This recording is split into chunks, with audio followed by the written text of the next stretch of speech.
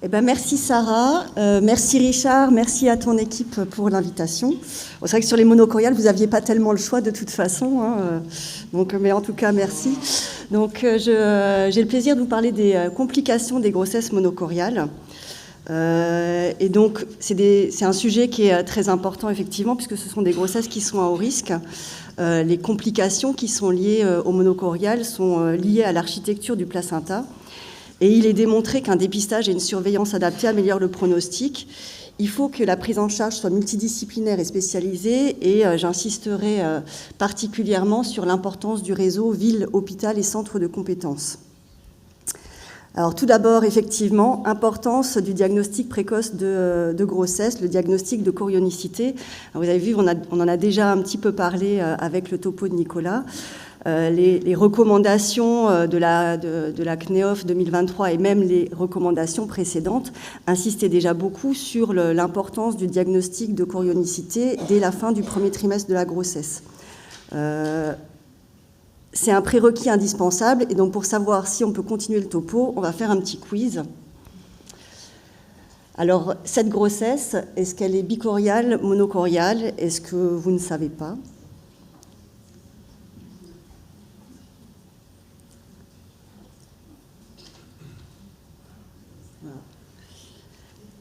On peut continuer. Cette grossesse, bichoriale, monochoriale, vous ne savez pas?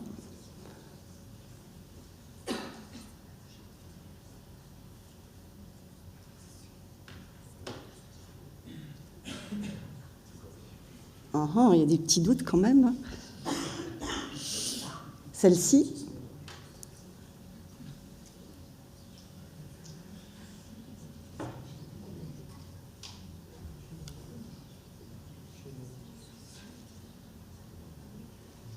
Monochoriale, ouais. Monochoriale, hein, il y en a quand même qui ont des petits doutes. Hein, là, alors est-ce qu'il y a une flèche? Ouais. Hein, vous voyez ici, il y a une membrane qui est plutôt fine. Il n'y a surtout pas d'interposition de chorion dans le petit espace qui est là. Donc ça signe vraiment la grossesse monochoriale. Celle-ci.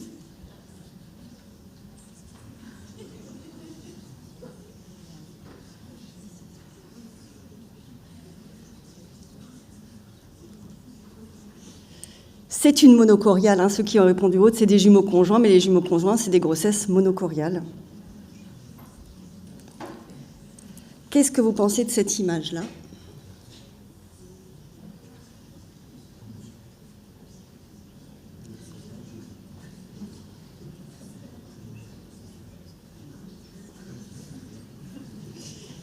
Alors c'est pas mal, hein, c'est un piège, effectivement c'est un piège, c'est un placenta circumvallé. Je vous rappelle juste que pour bien faire le cliché, hein, il faut quand même être sûr qu'il y ait deux jumeaux individualisés, donc effectivement c'est un piège. Et dernière petite question.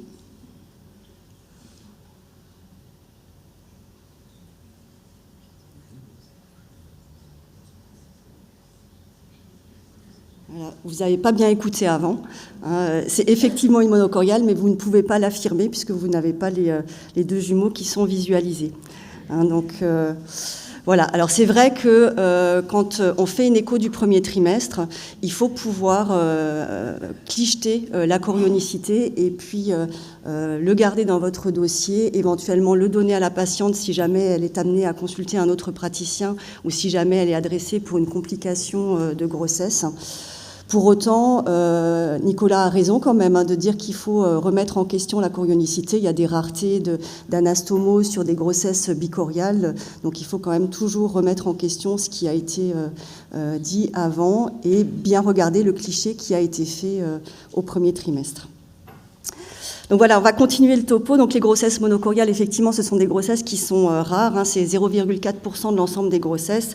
Ça fait 2800 grossesses par an en France, peut-être un tout petit peu moins maintenant avec la baisse de la natalité. Quand on parle de grossesses monochoriales, donc il y a les biamniotiques et les monoamniotiques. Et on sait que ce sont des grossesses qui sont à risque. Hein, vous voyez que par rapport aux grossesses bichoriales, on a plus de pertes fœtales avant 24 semaines, plus de morts périnatales, plus d'accouchements prématurés, plus de retard de croissance et plus de malformations. Donc vraiment un risque augmenté dans ces grossesses monochoriales. Il faut garder à l'esprit que les complications sont toujours de près ou de loin en lien avec le placenta des grossesses monocoriales. Vous le savez, les deux jumeaux partagent un placenta unique. Il y a des connexions vasculaires, des anastomoses entre les deux circulations des fœtus, ce qui entraîne une dépendance circulatoire fœto-fœtale et un risque aigu lorsqu'il y a un accident hémodynamique et chronique, plus particulièrement dans les complications spécifiques des grossesses monocoriales. Donc, complications spécifiques, elles sont liées à un nombre limité de caractéristiques placentaires. Alors, on a le syndrome transfuseur-transfusé, où on a régulièrement des anastomoses artério-veineuses liées à un cordon qui est plutôt vélamenteux pour le donneur et centré pour le receveur. Dans la séquence anémie-polycythémie, souvent ce sont des toutes petites anastomoses artério-veineuses qui sont en cause. Dans le retard de croissance sélectif, on a une répartition très inégale des parts placentaires et le cordon du plus petit qui est localisé vraiment en périphérie ou en vélamenteux de la surface placentaire avec, en fonction du type de retard de croissance, certaines anastomoses qui mettent vraiment en péril le cojumeau. Et dans la séquence TRAP, donc avec la séquence ACARD, on a une masse ACARD qui est reliée par des anastomoses, une artère et une veine au fœtus pompe et qui entraîne des modifications profondes de son anatomie. Mais on a aussi une implication de ce déséquilibre volémique entre les deux jumeaux dans le risque malformatif, par exemple. On sait que le risque malformatif est dominé par des anomalies cardiaques du système nerveux central, potentiellement urinaire. Et il a été incriminé en fait un déséquilibre des flux très tôt dans l'embryogénèse qui pouvait potentiellement être responsable de ces malformations. Mais également dans les accidents hémodynamiques aigus, quand il y a une mort fœtale d'un jumeau, les anastomoses sont responsables d'un vol vasculaire en fait du fœtus qui est encore vivant vers le fœtus qui est décédé, qui peut engendrer des complications et notamment une vulnérabilité neurologique du cojumeau s'il survit à l'accident hémodynamique. Donc, quand on parle de grossesse monocoriale, c'est vrai qu'il faut toujours avoir à l'esprit les complications spécifiques, donc syndrome transfuseur-transfusé, retard de croissance sélectif précoce avec anomalie Doppler, la séquence TAPS, donc anémie-polycythémie, et la séquence TRAP, donc avec le fœtus ACARD. Il faut penser aux risques spécifiques, donc les risques spécifiques de la grossesse monoamniotique, mais également les risques spécifiques que peuvent potentiellement entraîner une malformation d'un jumeau ou une mort fœtale d'un jumeau. Et donc tout ça va entraîner une gestion des risques particulière. Et ce qui est presque le plus important, et c'est là où tout le monde finalement est en première ligne, c'est l'identification précoce des risques. Et la première identification du risque, c'est l'identification de la chorionicité. C'est important de travailler en réseau. C'est des grossesses qui sont rares, qui sont compliquées. Pour autant, il faut pouvoir assurer un maillage de l'ensemble du territoire pour pouvoir suivre ces grossesses correctement, sans pouvoir pour autant, à chaque consultation, qui, vous le savez, donc est prévue tous les 15 jours, nécessiter que la patiente fasse 2 ou 3 heures de route régulièrement. La gestion des risques en centre de compétences et puis des discussions particulières sur le terme et la voie d'accouchement. Donc on va voir tout ça ensemble. Donc on va commencer par les complications spécifiques. Donc la complication spécifique la plus connue des grossesses monocoriales, c'est le syndrome transfuseur-transfusé. Donc syndrome transfuseur-transfusé qui intervient plus particulièrement quand on a des anastomoses artério-veineuses entre le fœtus donneur qui va entraîner un transfert de volume, une hémodilution en fait de son cojumeau. C'est une complication qui arrive dans à peu près 15% des grossesses monocoriales. Le diagnostic, il est relativement simple de ce syndrome transfuseur-transfusé, soit par une symptomatologie maternelle en relation avec l'hydramnios du fœtus receveur, soit en échographie par la mise en évidence de la discordance des liquides entre les deux fœtus. Vous le voyez ici au niveau de l'échographie. Donc le fœtus receveur va avoir un hydramnios qui est diagnostiqué par la mise en évidence d'une plus grande citerne supérieure à 8 à 10 cm en fonction du terme et du pays où c'est diagnostiqué. Donc hydramnios qui est la conséquence de l'hypervolémie du fœtus receveur et donc de son hyperdiurèse. Et puis chez le fœtus donneur, on va avoir un oligoamnios par la mise en évidence d'une plus grande citerne inférieure à 2 cm, donc conséquence de l'hypovolémie, donc de l'oligurie de ce fœtus donneur. Il y a différents stades, vous le savez bien, qui sont évalués selon la classification de Quintero. Donc 5 stades de gravité. Dans le stade 1, il y a juste la discordance de liquide. Dans le stade 2, on ne voit pas la vessie chez le fœtus donneur. Et dans les stades ultérieurs, il y a apparition d'anomalies Doppler complémentaires et de leurs potentielles conséquences, avec apparition d'une anasarque ou potentiellement d'un décès d'un ou des deux fœtus. Mais la classification de Quintero, en fait, elle est imparfaite pour évaluer le pronostic de ces grossesses-là. Il y a d'autres paramètres qui entrent en jeu, comme l'âge gestationnel de survenue, la longueur du col, pour autant qu'on la mesure, mais c'est vrai que dans le syndrome transfuseur-transfusé, on n'est pas dans des histoires de dépistage, là on est dans de la pathologie, donc il y a un intérêt à mesurer ce col. La position placentaire, et puis la présence d'éventuelles comorbidités maternelles ou fœtales, l'association à un retard de croissance par exemple.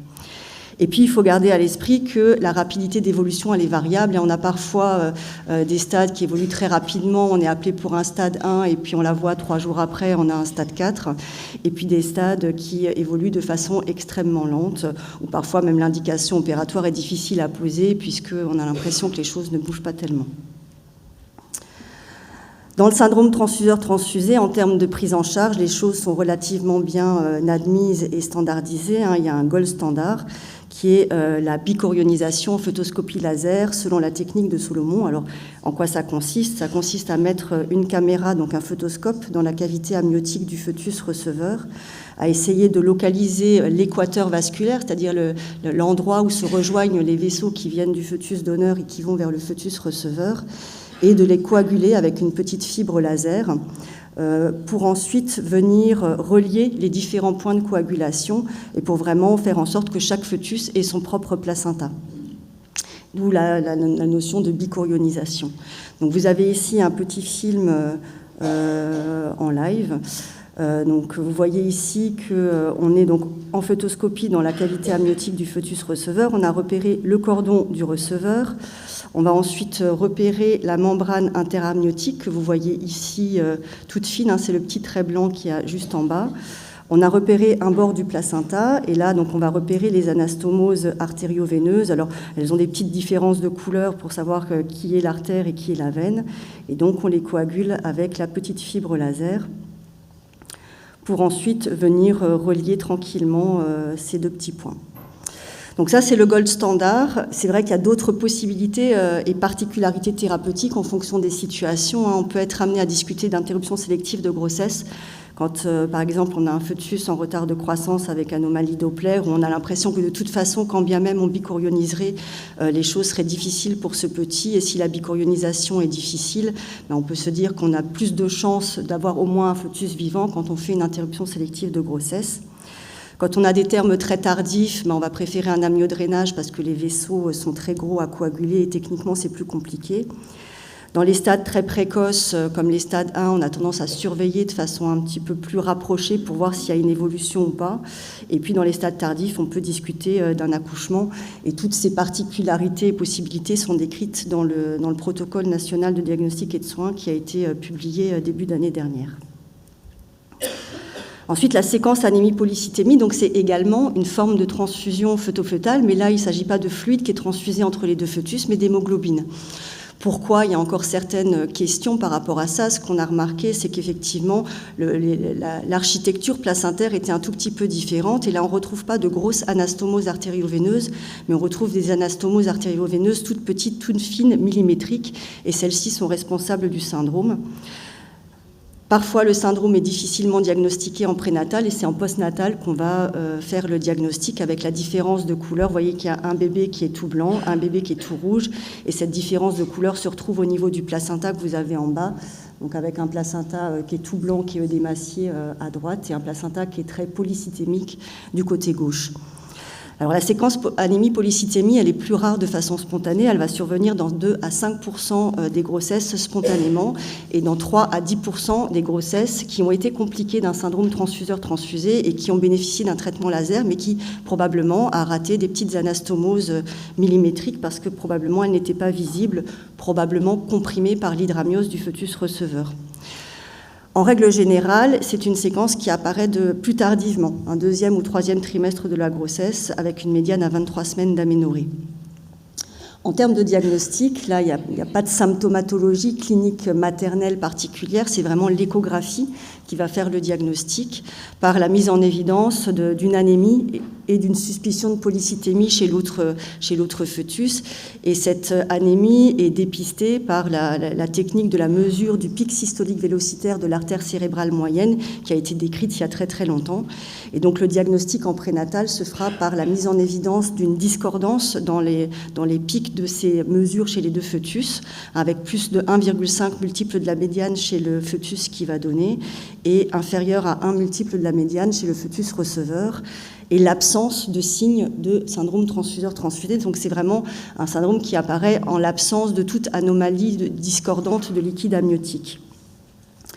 En postnatal, le diagnostic se fera sur la différence d'hémoglobine et d'un ratio de réticulocytes important et ou la présence d'anastomose de petite taille sur le placenta. Alors pourquoi c'est important d'avoir ce ratio de réticulocytes? Parce qu'en fait, il peut exister des formes rares de transfusion fœto-fœtale aiguë au moment de l'accouchement, et ceux-ci ne sont pas des séquences anémie-polycythémie, c'est vraiment un accident aigu au moment de l'accouchement. Et dans cette situation-là, il n'y aura pas d'augmentation du taux de réticulocytes, puisque l'augmentation du taux de réticulocytes, c'est une adaptation à une anémie chronique. Là aussi, il y a des classifications dans les séquences anémie-polycythémie en fonction du stade de gravité. Voilà, ça nous aide dans la conduite thérapeutique. Alors, la prise en charge des séquences anémie-polycythémie, elle est moins standardisée que dans le syndrome transfuseur-transfusé. Le terme d'apparition est plus tardif.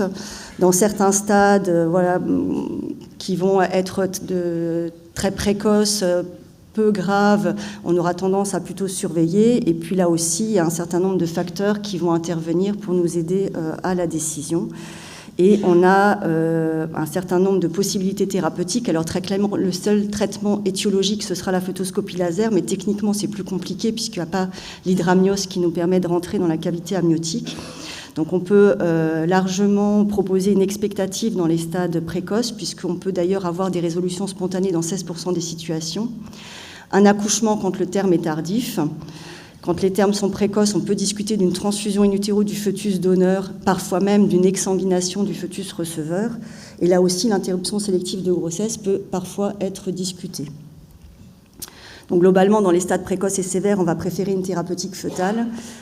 Et dans les stades tardifs et plutôt débutants, préférer une surveillance, une corticothérapie et peut-être un accouchement un tout petit peu plus prématuré. Ensuite, le retard de croissance intra-utérin sélectif avec trouble hémodynamique précoce, lui, il se caractérise donc par une répartition très inégale des placentas, avec une part placentaire du fœtus en retard de croissance qui est extrêmement petite et souvent un cordon qui est très très vélamenteux. Les critères diagnostiques sont quand même maintenant bien établis. Pour pouvoir parler de retard de croissance sélectif dans une grossesse monocoriale, il faut une estimation de poids inférieure au 3e percentile chez un fœtus ou au moins un des deux critères suivants. Estimation de poids inférieure au 10e percentile, un PA inférieur au 10e percentile, une anomalie du Doppler ombilical avec un IP supérieur à 95e percentile et une discordance de croissance de au moins égale à 25%. Là aussi, attention à la discordance de LCC au premier trimestre. Nicolas vous en a parlé, ça peut être un signe d'appel d'un retard de croissance sélectif utérin très précoce. Et en termes de pronostic, pour l'instant, ce qui est le plus admis, c'est la mise en évidence d'anomalies Doppler. Donc, selon Grattakos, vous voyez les différents stades 1, 2 et 3. Donc, le stade 1, on a un Doppler ombilical qui est normal. Le stade 2, on a une diastole nulle. Et dans le stade 3, on a comme ça des variations du Doppler, des fluctuations avec régulièrement des passages en diastole nulle, voire en reverso, avec quand même de temps en temps des diastoles positives. Cette complication-là va survenir dans 10 à 15% des grossesses monocoriales. Alors en termes de pronostic, vous voyez que ça va dépendre donc du type de Doppler ombilical. Dans le type 1, on a très peu de risques. Ces stades-là, ces types-là sont traités de façon complètement expectative la plupart du temps. Peu de risques de mortalité, une probabilité de survie sans séquelles qui est très très importante, et donc peu de risques de séquelles neurologiques chez l'un ou l'autre fœtus. Dans les stades 2, par exemple, donc les stades où il y a une diastole nulle, on a quand même un risque de décès in utero du fœtus en retard de croissance qui peut aller jusqu'à 40%. Et donc, dans ces situations, un risque de décès du cojumeau ou alors de lésions cérébrales qui peuvent survenir jusqu'à 3% des situations. Et dans le stade 3, il y a un petit peu moins de risque que le plus petit fœtus décède, mais un risque de séquelles neurologiques du normotrophe qui est un petit peu plus importante, allant jusqu'à 20%. Donc là aussi, en termes de prise en charge, il y a plein de choses qui se discutent, expectative, surveillance. L'interruption sélective de grossesse par occlusion cordonale, c'est la thérapeutique la plus fréquemment discutée actuellement quand vraiment on a des stades avancés. Fœtoscopie laser, on ne va pas récupérer une partie de placenta en faisant une tentative de bicorionisation, mais par exemple chez les couples qui sont très opposés à une interruption sélective de grossesse, ça peut permettre, quand on craint le décès du fœtus en retard de croissance, potentiellement d'essayer de préserver un maximum le normotrophe. Et puis un accouchement également pour les stades tardifs. Donc là aussi, plein de paramètres qui vont intervenir dans la décision, le type, le terme, la configuration placentaire, est-ce que le placenta est antérieur, est-ce qu'il est postérieur, l'expérience dans certains pays, par exemple, l'interruption sélective de grossesse est très peu discutée. L'évolution est très importante, l'évolution Doppler, l'évolution aussi de la discordance de croissance. C'est pas pareil si cette discordance de croissance va être complètement stable ou si on a une augmentation très importante de la discordance de croissance, même pour les types 1, et évidemment le choix des parents. Et enfin, dans les complications spécifiques, la séquence ACARD, qui est une complication qui est très rare, donc qui consiste en la perturbation profonde de l'anatomie normale d'un jumeau. Là, vous voyez un ACARD en postnatal. Donc, c'est lié à des modifications très précoces, liées à cette configuration placentaire particulière où le fœtus ACARD et le fœtus pompe sont reliés par une artère, une veine. Et donc, le fœtus ACARD va intervenir un petit peu comme un parasite du fœtus pompe et potentiellement le mettre en difficulté. Là aussi, le diagnostic est purement échographique par la mise en évidence d'une masse ACARD. Attention là aussi au premier trimestre. L'échographie du premier trimestre est vraiment très importante dans ces grossesses-là parce qu'on peut facilement passer à côté d'une masse ACARD en pensant peut-être que c'est un arrêt spontané d'une grossesse. Là aussi, il y a certains stades de gravité qui peuvent nous aider dans la prise en charge de cette grossesse en fonction de l'évolution de la masse ACARD et de l'apparition de facteurs de risque de mauvais pronostic chez le fœtus pompe, des signes d'insuffisance cardiaque, une anasarque, des anomalies Doppler, etc., etc. En termes de conduite à tenir thérapeutique, il y a quand même un fort intérêt à l'interruption sélective de grossesse de l'ACARD parce que même s'il s'arrête spontanément, il y a un risque de défaillance, ou en tout cas de conséquence chez le fœtus pompe qui est pas négligeable, allant dans certaines études jusqu'à 80%, même quand c'est précoce. Donc là, quelle prise en charge? Ça dépend de plein de choses. Si c'est précoce, si c'est tardif, donc on peut être amené à discuter d'un laser interstitiel, donc mettre une petite fibre laser dans la masse ACARD très précocement pour aller l'arrêter. De la même façon, la radiofréquence peut être intéressante dans ces histoires-là, mais très peu utilisée en France. Ce qui est plus utilisé, c'est la coagulation à la pince bipolaire après 18 semaines, pour autant qu'il y a un cordon de l'ACARD à coaguler, parce que parfois ils sont très collés au niveau du placenta.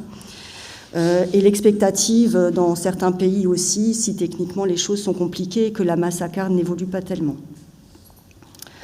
Donc on a vu les complications spécifiques, il y a les risques spécifiques, et en particulier ceux de la grossesse monoamniotique. Ça survient dans 5% des grossesses monocoriales.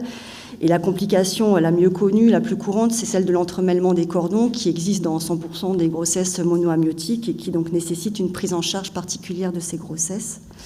Mais également l'apparition de jumeaux conjoints où en fait la division ne s'est pas faite correctement et donc on a ces jumeaux qui classiquement ne sont pas viables. Je disais par rapport aux images que montrait Gilles tout à l'heure que j'ai jamais eu de poursuite de grossesse sur des jumeaux conjoints. Les patientes interrompent à chaque fois. La malformation d'un jumeau, elle aussi, va être prise en charge de façon différente parce qu'il y a cette grossesse monocoriale et donc les risques en plus sont plus fréquents. À 9 à 12% des grossesses monocoriales, il y a une malformation d'un jumeau. Donc les choses sont différentes si la malformation est curable ou si elle peut avoir un accès à une interruption sélective de grossesse. Donc une malformation curable va être à gérer au cas par cas, mais toujours avoir à l'esprit le conflit d'intérêts entre les jumeaux, par exemple pour des pathologies cardiaques où il y aurait potentiellement une possibilité de prise en charge en postnatal, mais quand même un risque de décès in utero. Voilà, il faudra gérer cette situation de façon particulière à cause du risque de décès in utero et donc de vol vasculaire entre les deux jumeaux. Et quand la malformation est d'une particulière gravité, on peut discuter d'une interruption sélective de grossesse qui peut ne se faire que par occlusion cordunale, puisqu'il y a ces connexions vasculaires, on ne peut pas faire d'injection pour l'interruption sélective de grossesse. Donc on réalise classiquement une pince bipolaire après 17-18 semaines, donc pas trop tôt parce que la poche est fragile, mais pas trop tard non plus parce que le cordon est gros, d'où l'intérêt d'un examen morphologique très précoce dans ces grossesses-là pour dépister des malformations sévères. L'interruption sélective de grossesse per césarienne, alors c'est quelque chose qui est utilisé, qui a quand même pas très bonne presse, puisque ça peut parfois s'apparenter à un infanticide. Donc c'est sûr que c'est compliqué. Il faut pouvoir préférer une morphologie très précoce et une pince bipolaire en prénatal plutôt que d'avoir recours à ce genre de situation qui, non seulement sur le plan éthique, mais en plus d'un point de vue organisationnel qui est quand même pas si simple. Et puis quand il y a mort fœtale d'un jumeau, donc ça survient dans jusqu'à 12% des monocoriales, il y a des risques pour le survivant de décès du cojumeau dans 15% des situations et de complications neurologiques allant jusqu'à 20-25%. Complications neurologiques qui vont se voir sur le mode ischémo-hémorragique. Vous voyez ici les images d'échographie, on a des perturbations profondes du parenchyme du cerveau ou alors, comme dans cette situation-là, une atrophie complète du cerveau dans la boîte crânienne. Et donc, il va falloir surveiller, quand il y a décès d'un jumeau, il va falloir surveiller le cojumeau en échographie pendant au moins 4 à 6 semaines, parfois sont nécessaires, pour mettre en évidence les anomalies cérébrales. Il y aura une indication d'IRM, donc au moins aussi, au moins 3 à 4 semaines après l'événement pour ne pas passer à côté de lésions. Il n'y a pas vraiment de thérapeutique admise. On peut discuter d'une transfusion in utero si le décès est récent et qu'on a l'impression de voir apparaître des troubles hémodynamiques avec une suspicion d'anémie chez le jumeau restant, mais c'est des choses dont l'intérêt est quand même très très discuté. Et puis toutes ces complications liées aux grossesses monocoriales, à la monocorionicité en elle-même, ne doit quand même pas faire oublier tout le suivi de la grossesse classique et des autres choses qui peuvent arriver pendant ces grossesses-là. Donc en termes de suivi médical, outre le suivi d'une grossesse classique, il y a le dépistage des complications spécifiques des monocoriales qui est particulièrement important. Donc il faut avoir un intérêt sur les signes cliniques maternels évidemment, mais surtout c'est l'échographie bimensuelle qui va permettre de dépister tout ça, avec vraiment un effort particulier sur l'échographie du premier trimestre et sur l'établissement de la chorionicité, et ensuite un intérêt sur un examen morphologique précoce à la recherche donc, de ces malformations qui sont plus fréquentes que dans les grossesses singletons ou bicoriales. Et donc la surveillance échographique d'une grossesse monocoriale doit être coordonnée par un échographiste diagnostique qui est en lien avec un centre de compétences. Évidemment, vous voyez que l'objectif de ces centres de compétences est d'effectuer évidemment des centres d'expertise pour la thérapeutique quand c'est nécessaire pour ces grossesses, mais aussi d'effectuer un maillage de l'ensemble du territoire pour qu'une patiente qui a une grossesse monocoriale puisse être suivie par ses acteurs principaux, sa sage-femme, son gynécologue, mais qu'en cas de doute sur la morphologie, de doute même sur l'établissement de la chorionicité, puisse avoir un avis par son échographiste diagnostique qui est en lien avec le centre de compétences. Donc l'objectif, c'est vraiment d'harmoniser, de coordonner la prise en charge de ces grossesses, mais également d'effectuer un suivi des enfants qui sont issus de ces grossesses monocoriales, parce qu'il est bien établi que ces enfants sont plus vulnérables que les enfants des grossesses gémellaires par ailleurs. Une vulnérabilité qui est vraiment accentuée sur le côté neurologique, cardiaque et rénal. Ça, on l'avait bien décrit dans le protocole sur le syndrome transfuseur-transfusé, mais également respiratoire quand les enfants naissent prématurés ou anomalie réductionnelle ischémique quand il y a eu par exemple une intervention avec des brides amniotiques qui peuvent être responsables d'anomalies particulières. Donc voilà, il est important pour nous aussi d'impliquer les pédiatres dans le suivi de ces enfants-là. Et donc, il y a une surveillance qui doit être adaptée dans le cadre du suivi des enfants vulnérables, adaptée au cardio, au neuro et au néphro jusqu'au temps de vie de l'enfant ou l'entrée au CE1. Donc voilà, en conclusion, ce sont des grossesses à haut risque. Vous avez bien compris que maintenant, c'est le placenta qui est vraiment la cause de toutes ces complications-là. La surveillance de ces grossesses, elle doit vraiment être réalisée au sein du réseau, ville, hôpital, centre de compétences, mais il faut aussi que les pédiatres s'impliquent un maximum pour le suivi de ces enfants qui sont à suivre pendant quand même quelques années après l'accouchement. Voilà, je vous remercie. Merci beaucoup Anne-Sophie, c'était passionnant. Des remarques, des questions ?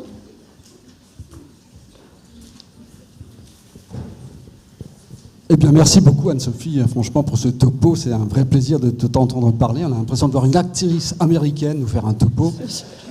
Grand sourire, mais sujet terrible. Tu voues une grosse partie de ta vie professionnelle si tu as des gens qui ont des angoisses terribles. On a bien vu sur une des dernières slides, la dernière croix. Dans troubles neurologiques, ça allait jusqu'à 7 ans. Je te rappelle que chez nous, on a une petite antenne comme ça de retard, d'acquisition, etc. Le délai d'attente de consultation est de 2 ans, tu vois, donc ça fait quand même vraiment peur. Ma question, grossesse gémellaire en fait monocordiale, finalement, dans combien de pourcents ça se passe bien ? Alors, la plupart de ces grossesses se passent bien quand même. Hein. On est quand même dans l'ordre de 80% de grossesses qui se passent tout à fait bien. 80, d'accord, parce que c'était 15 chaque fois. Ouais, mais quand on parle, souvent les complications peuvent être associées, et puis quand on parle de retard de croissance sélectif, voilà, on va dire 15 à 20%, on n'est pas forcément sur un retard de croissance sélectif qui va nécessiter une thérapeutique où il y a un risque très important. Hein. Si on est dans un retard de croissance sélective de type 1, c'est le suivi, on va quand même assez facilement vers le suivi classique d'une grossesse monocoriale. Entendu. Et puis quand on parle de vulnérabilité neurologique, ça ne veut pas forcément dire troubles neurologiques importants. Hein. Oui. Souvent, c'est les 10 tu vois, qui sont retrouvés, qui vont nécessiter peut-être une attention particulière ou un suivi particulier, mais ça ne veut pas forcément dire qu'il y aura des troubles neurologiques importants, mais une attention à avoir. Tu nous refais le petit film d'annonce en fait de Gilles. Franchement, ouais. je m'assieds apaisé, je t'en remercie beaucoup.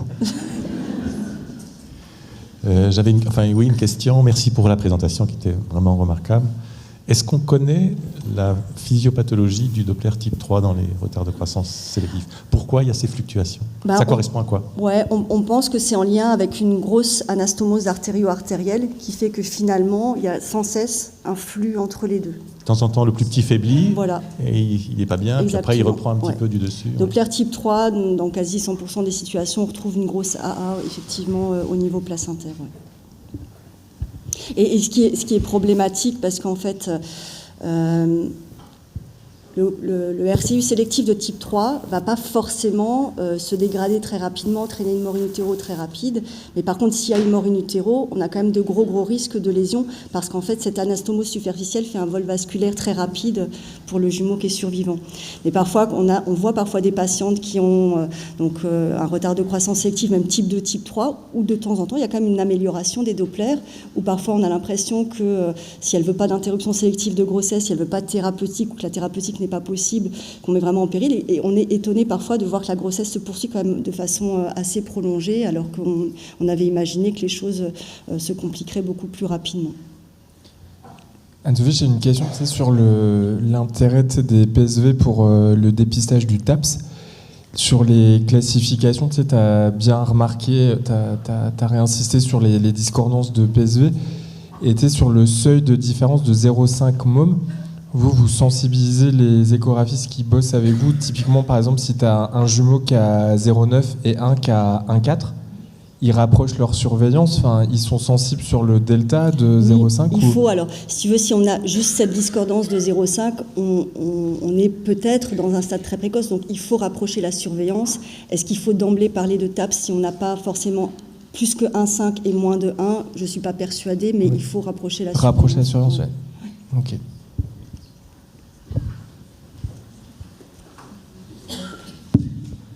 Est-ce qu'il y a d'autres questions ? Véronique ? Sur ta carte de France, c'est seulement les centres qui sont en vert qui sont des centres de référence pour les monobies ? Alors en Ça fait pas France, à beaucoup. l'heure actuelle, il y a le centre coordonnateur qui est le centre de Necker. Et puis au niveau des centres de compétences, c'est effectivement ceux qui sont en vert qui sont labellisés centres de compétences. Les centres qui sont en gris sont des centres qui réalisent la thérapeutique, mais qui ont des effectifs pas suffisants pour être centres de compétences. Voilà. Pour autant, toute l'harmonisation, la coordination de cette problématique, depuis que les centres sont labellisés, donc ça fait maintenant à peu près 2 ans, tous les centres qui sont sur la carte de France sont impliqués dans la coordination, dans les réunions, etc. Bourgogne et Limousin, enfin, il y a quand même des régions qui sont pas très bien. C'est pour ça que c'est important d'impliquer vraiment les acteurs locaux. Et quand parfois on a des dames qui viennent adressées par Nicolas qui ont 3 heures de route pour venir, on essaye de les faire venir quand on pense vraiment qu'on va probablement faire une intervention, quand il y a une discussion qui est très particulière, mais c'est sûr qu'on réfléchit toujours à 2 fois à les faire venir, parce que pour une grossesse monocoriale, encore plus que pour n'importe quelle autre grossesse, faire 6 heures de route dans la journée pour une consultation, même si elle dure 1 heure, 1 heure et demie, c'est sûr que c'est compliqué, pour les gens principalement.